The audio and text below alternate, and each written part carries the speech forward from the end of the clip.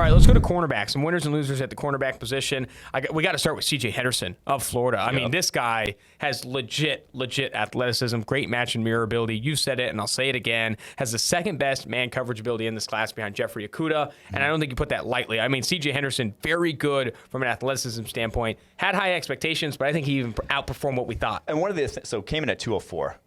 Great size for a cornerback. And one of the things I said about him in the draft, one of the negatives is that like he would get physically out-muscled a lot. And like at the line of scrimmage and whatnot, comes in 204 and does 20 reps on the bench. So like it's there. You just need to like the 20 reps on the bench. We don't put a ton of stock in the bench press, but I think what it is indicative of is this guy's in the weight room. This guy's in the weight room a lot, and whether or not you think bench really translates to like play strength at the next level, but what it does translate to is this guy's a committed, capable, hardworking, weight room type of guy. 20 reps at 6'1", 204 pounds is impressive. Yeah, and then 4.39, 37.5-inch vertical. 10.7 broad. No cones. No cones. But that was like a lot of guys, though, by the end. So by the last day of testing, no one was doing cones and shuttles. Everyone's like, no, F this. It's just so rare that you see a guy like have the cones too far apart this year or something? Maybe. Let's dive into it. All right, Christian Fulton, he did run the cones, and he did have that sub-7 cone that gets us pretty excited. But he came in at 5'11", 197 pounds, a 4.46 40-yard dash. I thought there was a chance Fulton tests in the 4.5s, but to get under 4.4 I thought was impressive. And then he also had a sub-7 cone, a good combine for him. The box ticked, all of them. I mean, 4.46, 35.5-inch vertical, 10.3 broad, 6.94 cone. Finally healthy, maybe? 4.36 shuttle is not great, but yeah, I think that's what it is. Like, I think the ankle was a bigger problem than people wanted to admit this past year, because we went back to his 18 tape just the other day, and like his breaks on the ball are special. Yes, and the ability to close was special, and he had that ankle from like week 1 of the season, from the Texas game. It was hampering him, and I think that was more of why people are down on him, because these testing numbers good. Like he to me. And you go back to the 2018 tape, and we're doing a new film room series, by the way. Make sure to follow at PFF on Twitter. That should be dropping here soon. I but think with if they're listening to this podcast, they follow PFF. I'm just saying. Whatever, man. Whatever. Anyway, with Christian Fulton, I think you go back to the 2018 tape, we did some things where we'd pause it right as the ball's being thrown. It's like, this guy should not be making a play in front of the receiver. Like, he should not be getting in front. Maybe he tackles him for no gain or whatever. Maybe he breaks it up from behind. But getting in front of the receiver, that short area quickness, that burst to the football is really, really impressive. And the other thing is, like, they played a lot more man coverage this year than they did last year. And I almost think he's better in zone. Like, his like ability to read receivers' breaks and like break on balls from off is better than his man-to-man coverage ability, which, I mean, there's only a handful of teams that play majority man coverage in the NFL. Like, a lot of teams are zone heavy. You're going to be asking guys to make those for the reason that there off. aren't a ton of good man corners. Yeah, I think that's the biggest reason why. It's like, you can't play man coverage against Tyreek. There's just guys you can't play man coverage against and expect not to get roasted. So, all right, Kendall Vildor, the Georgia Southern cornerback, came in at 5'10", 191 pounds, ran a 4.44, 39.5-inch vert, 133-inch broad. Do the translation for them. 11.1. 11.1 broad. Impressive explosion numbers for a smaller cornerback. I think in the slot, you need to be explosive. You need to have that quickness, that short area quickness. I think he proved that. I was going to say, those are good numbers for him, because at Georgia Southern, running with the receivers he was facing, not always. You just can't tell a guy's speed. Like, you don't know how fast those guys are that he's going up against can be difficult. And the guy who was super physical at Georgia Southern, that was kind of his calling card, was like he wanted to. And he got on the map with the game against Clemson back in 2018, where he's just bodying, those Clemson wide receivers, Justin Ross, T. Higgins that year. And so I think I was a little down on him after Senior Bowl. Didn't play great.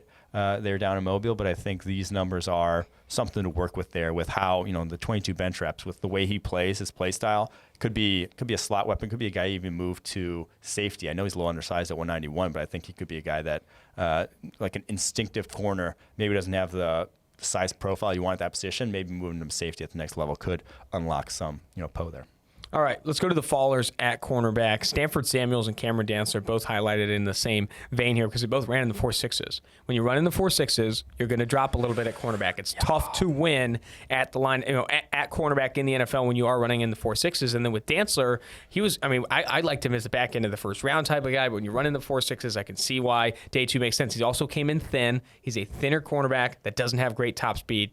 That's a huge concern. Dude, Who was your boy saying he's going to go in the 4.3s? Not 4.3s. He said 4.45 potentially for Cameron Dantzler. And Dantzler tweeted out that 4.6s is not his time. He's going to be better at the pro day, whatever it may be. 4.6s though, he ran the 40 twice, both clocked in the 4.6s. I will say like his starts were like stumbly out of his starts, but like his running form was kind of cheeks. So like the 4.64 is just a bad time. And yes, he's tall, but he's not super long, and undersized.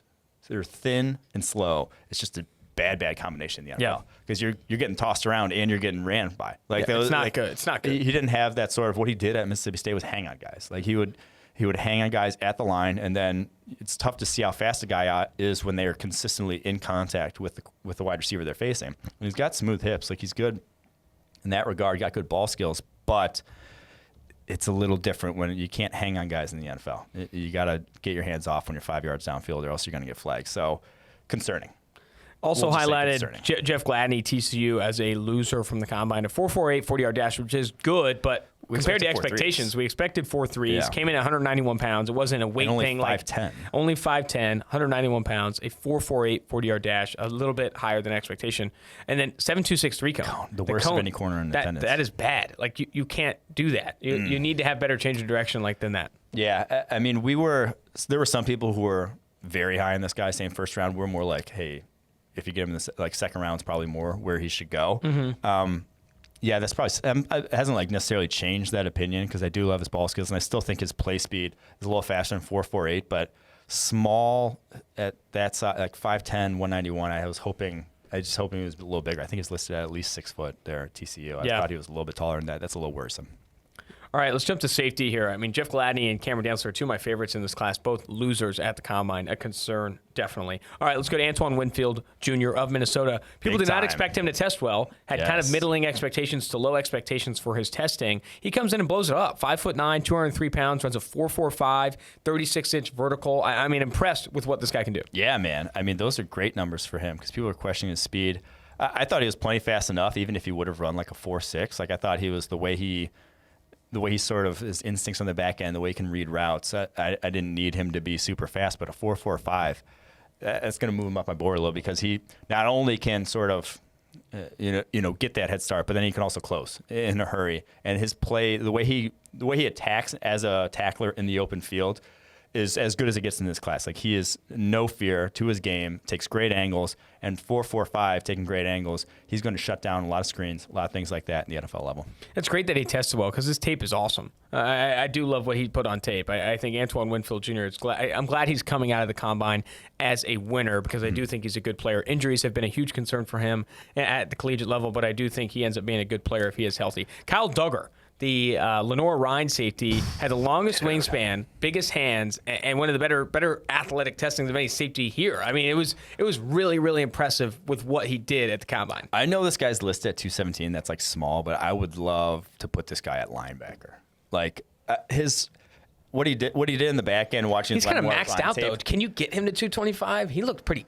I don't care. Like, I'd play him at 217 at linebacker with how explosive this dude is. Like a 42-inch vertical, 11.2 broad, 4.49 40, and like you said, has the wingspan, has the hand size. That I'm not too worried about him playing between the tackles. On the back end at LenoirRhyne, you can't really deduce much from that tape in terms of his reads because he's just such this freak athlete that he doesn't have to break on stuff. He can just watch where the QB's going to throw the ball and then break, and then he still gets to it because he's so damn fast. There's not really much you can he's not having to make the same reads that guys at the collegiate level were, or FBS level were. But like I said, I think at linebacker he could really shine. I want this guy around the ball. Is more what I'm saying. With how explosive he is, and he's a fantastic tackler. And looked at that part at the Senior Bowl. I wouldn't be surprised. I mocked him to the Ravens at the end of the first round. I really like that fit. I mean, it's one of my favorite fits in your latest mock draft. Though, yeah. He played linebacker for the Baltimore Ravens with a creative defense coordinator, Wink Martindale. I do think Duggar his value gets maximized in a defense like that rather than playing him exclusively at safety. All right, Jeremy Chin, the other small school guy, also had a very good combine. I saw you tweet out. You said it helps. Small school guys can make it in the NFL too, but it really does help when you are an athletic freak. That's the thing. It's you're not going to get noticed from a D3 school because you read routes at a high level, because you have instincts for the linebacker position. Like, you get noticed because you run a 4.45 at 221 pounds and have a 41-inch vertical. Like, you get noticed because you're on a different level athletically than the guys you're playing against.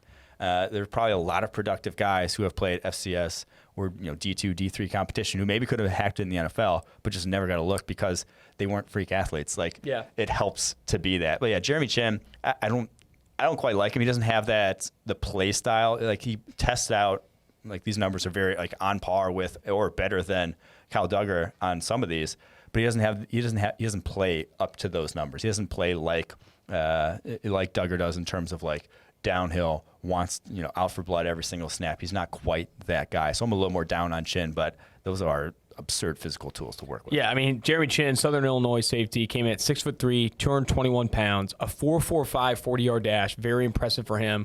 41-inch vertical and 11.6 broad. I mean, that is quite special for Jeremy Chin. I think, again, it goes back to, like, yes, he played at a small school, but he was noticed, and he went to the Senior Bowl, too, because this guy's an absurd athlete, has some insane measurables and testing. All right, moving down the list here. One more riser, or one more winner from the Combine is Kevon Wallace of Clemson.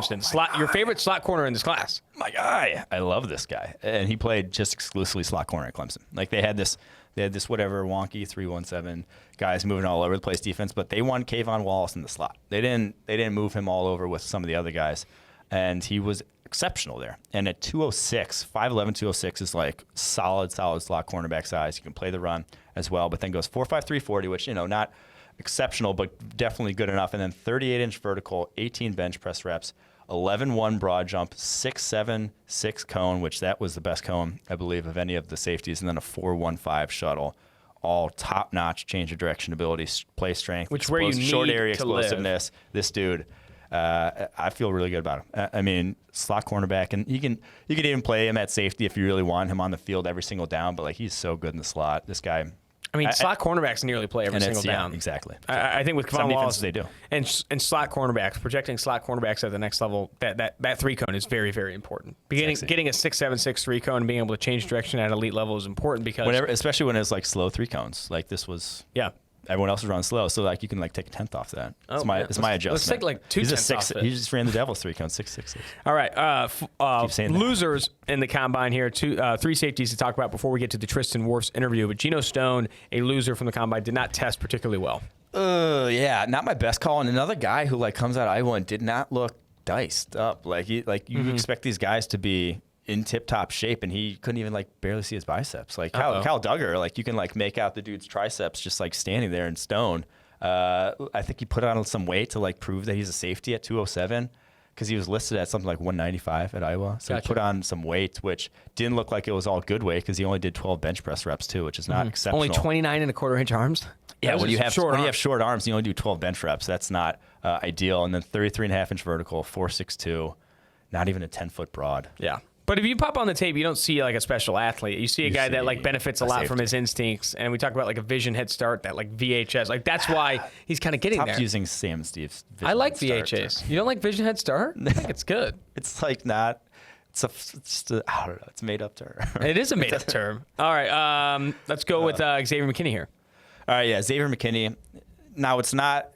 It's fine testing numbers. Like, this isn't like take him off our board bad. It's just if you're going to draft a guy in the top 10, 15 picks, you'd like him to test more like Kyle Duggar than it would Xavier McKinney, who ran 4.63.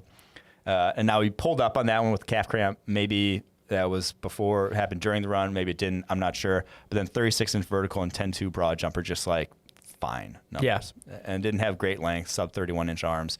It's just like it makes you think fine. Like what could Duggar do at an FBS school? What could Duggar done at Alabama? Like if you did have like that next level athleticism, would it have translated to better production than what Xavier McKinney did? I don't know. I think it's interesting. It's an interesting conversation because McKinney coming in as this like good numbers, not great numbers. I don't know. Yeah, and it's again, it's not like you're going to move this guy down the board because of these. It's just you'd feel more confident about this guy, say if he ran a 4.5 and had a 40-inch vertical. Yep. All right. Jalen Elliott, the Notre Dame safety, as a loser. A Notre Dame guy as a loser is interesting. Peace, Jalen. It's over with him. 4.840. Oh, man. Is the worst, I think, of any safety in attendance. Now, his 3 cone was 6.87, which how that's possible, I'm not exactly sure. But a 4.840 is just, you can't play that guy You can't play that guy in the NFL. Yeah, 6 foot, 205 pounds, a 4.8 flat, 40-yard dash. Did run a 6.87 3-cone, but that lack of top speed is a huge concern. Anywhere outside of 10 yards on the line of scrimmage, that guy's just 4. It's too slow. Like, you're just going to get exposed in the open field, and that's unfortunate. I didn't expect that. I didn't expect him to run fast, but like, even in the 4.7s, that safety is a concern. A 4.8 is just like, I don't know what you do with that. You want to get rid of me and get back to more great PFF YouTube content? All you have to do is push that button right there and subscribe. Thanks for watching.